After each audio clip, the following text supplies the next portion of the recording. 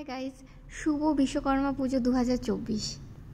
দেখতেই পাচ্ছ আমার দুটো বাড়িতে গাড়ি আছে, আমাদের গাড়ি সেটা তো একটা সুইফট আর একটা R15।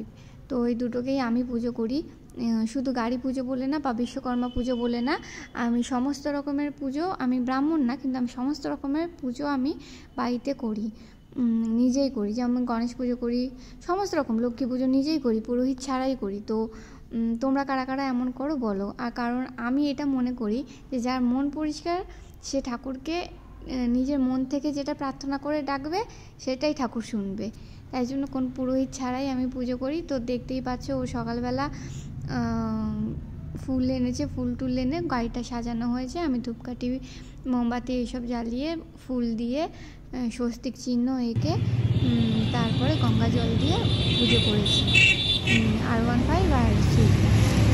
তো রাস্তার সামনে গাড়িটাকে ধুয়ে পরিষ্কার করে রেখে দিয়েছে, আমি এসে পুজো করলাম। কিন্তু আমি দক্ষিণা পাই না। তোমরা কে কে এরকম পুজো করো কমেন্ট বক্সে জানিও।